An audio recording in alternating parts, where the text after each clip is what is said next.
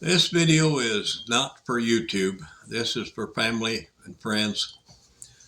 Audrey had requested this story but to be posted, but it's too much personal information, so it's to be all right to share it among friends if anybody wants to, but we're not going to just post it to the general public. So I'm recording it here in the living room, and Mama and Myra are sitting here to give me somebody to talk to, I guess. To back this story up, Mama and I have been married about 2 years, a little somewhere in that neighborhood. And the Lord called me to preach, and I won't go into the details of how that came about. But that spring, Fletcher, Dolly's brother, was graduating from Bible college in Michigan. And his parents, wanted to go, but they were getting too old to travel by themselves. And so we drove them up. And I found it the most interesting thing I'd ever seen. I've never seen young people talking about the Lord, talking about soul winning, passing out tracts, preaching. I didn't know anybody like that. The only thing I knew about young people in church was, that was all I knew about Christian young people, is when you see them in church, Sunday school. There weren't that many. But we got there, and there was somewhere in the neighborhood of 400 Bible college students, and they had events at the gymnasium in the church and this and that, and we were exposed to all that, and I was just utterly amazed that young folk in that age group would be talking about God and getting folks saved and all that. Well, Fletcher was pastoring a small church out toward Lansing, out a little rural church, and of course I had to let him know that the Lord had called me to preach. And he said, well, you just need to come on back and go to Bible college. Well, my first reaction was, I don't think so. I was a high school dropout with a GED. And I need to probably back up just a little bit here. In the meantime, I was working for a wholesale cookie distributorship near Danville, Kentucky. And the man that owned the little company was just two little trucks. He was a Baptist pastor. And I told him that God had called me to preach. And he didn't say much, hardly anything, really. It went on a week, maybe 2 weeks. And one Monday morning, he said, you still think God called you to preach? I said, well, yes. He said, well, I know where there's a little church out here local that needs a pastor. Said, I'll speak to him, and said, you could be their pastor. I said, no, I don't think so. I said, I don't know what God's got in mind, but I ain't ready for that. I have no education, no experience, nothing. Well, and he just dropped it. And then that happened. We went up to the Bible college, and we came back. We took our parents home, and we drove back up to Shelby City next to Danville. Went to bed that night, was laying there just ready to fall asleep, and the Lord spoke to me and said, you need to go back to school. And I said to her in the dark, I said, you ready to move back to Michigan? And she said, if that's what God wants.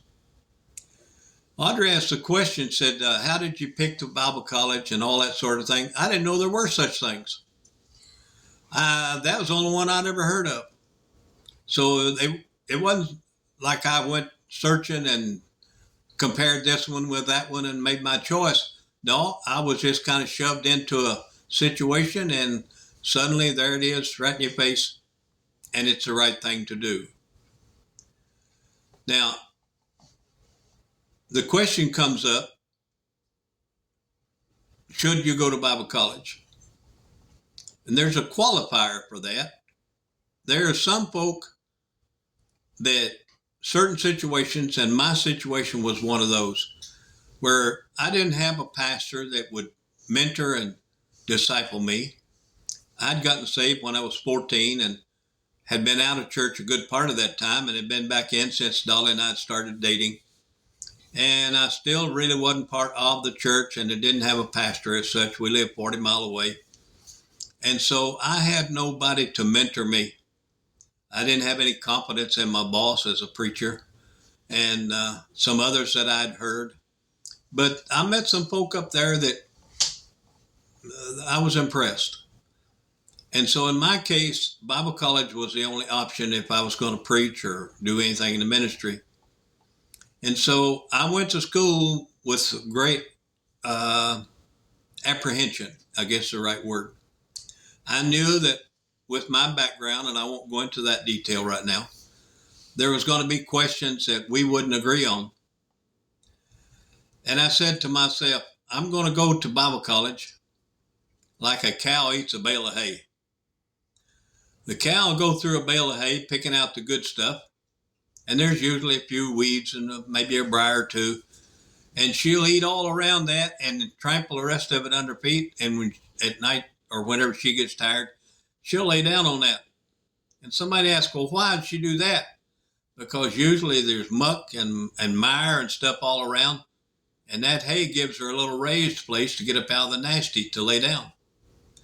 And so I went through Bible college very carefully, picking and choosing and listening and trying to let God decide what I should try to hang on to and what I shouldn't. And I'm sure I missed some stuff, and I'm sure I hung on some I probably shouldn't have.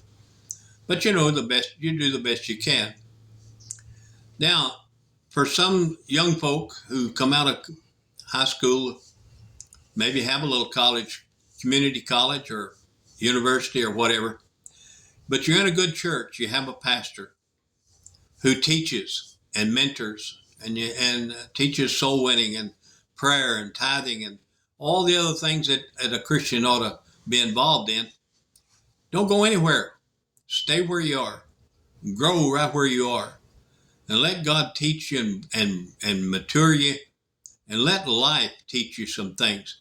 Look, you run off to Bible college right out of high school, you don't know much about life yet. You're still a child, really. You're growing up in body, but you don't have any life experience. You're living off somebody else's experience. You're living off your parents or your pastor's convictions and doctrine and all those sorts of things. You haven't figured it out for yourself yet. It takes time for all that. And so where you are, get a job or do whatever it is you need to do to survive. Get involved in your church and try to be a blessing to other folk and just see what God will do with it. There may be a time when you need to go off to Bible college for just maybe a semester or two to pick up certain topics or subjects. You just have to let the Lord show you those things. But she asked me a whole bunch of questions, and I can't remember what they were. But it just seemed like to me that that's enough information to, and maybe I'm speaking out of turn, but it sounded to me like she had somebody in mind that needed to hear these things. And if you do, my advice is find you a good church, settle down there and get serving God right there at home among your own people, and let God work it out from there. There's no need going rushing off into the world to get an education. First of all, it gets complicated. You're in a new city, new town. Jobs are hard to find, or if you find one, it don't seem to work well with your school schedule. Look, when I went to Bible college, my brother-in-law took me down to General Motors and introduced me to the personnel manager, took my application and sent me to get a physical and hired me. And I went to work. Well, General Motors truck and coach was working 3 shifts. No, I'll take that back. They were running 2 very long shifts, about 11 hours a day. And so I was working about 60 hours a week.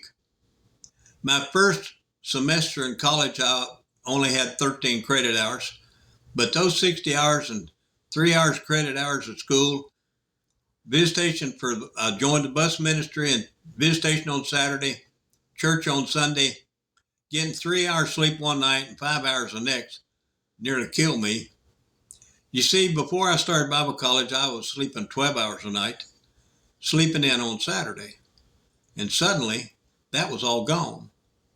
Well, the next semester, I was still working somewhere up in the 55, 59 hours a week. And I picked up another couple hours, and I was carrying 15 hours in college. And all the other things were still going on too. And I gradually worked my way up in the number of hours I was taking because I didn't want to stay more than 4 years. I wound up carrying 17, 19, and even 20 hours and working full time with a family, raising kids, and all the other things that goes on.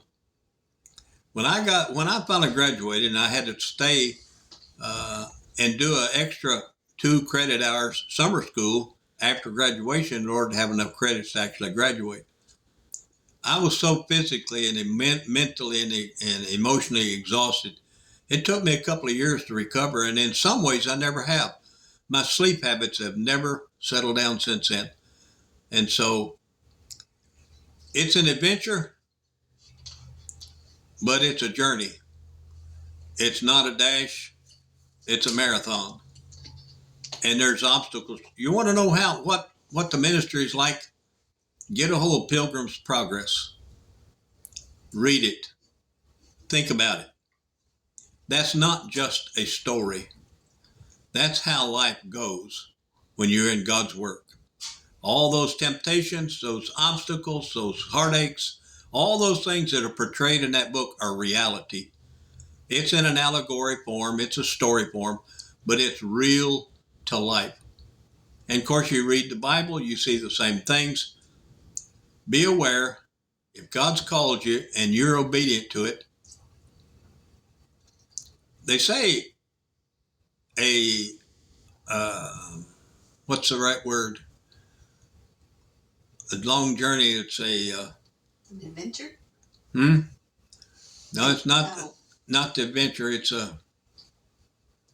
There's a word I mentioned this morning, and the definition is a long, arduous journey filled with boredom, long hours of boredom, interspersed with moments of sheer terror.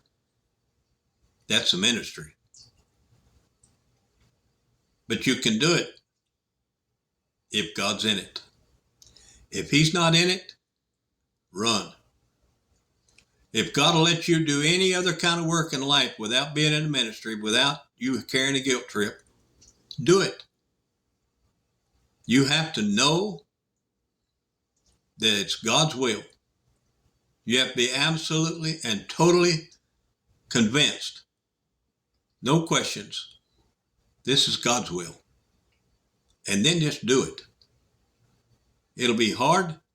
It'll be fun. It'll be terrifying. It'll be boring. It'll be frustrating. It'll be anger moments. In the end of it all, like Paul said, I've run my course, I've finished the course, I've run my race, and henceforth there's laid up for me a crown of righteousness. Look, I didn't quote that properly, my memory's gone. But it's worth it. That's all I'm going to give you for the moment. If you can swallow that, more power to you. Later.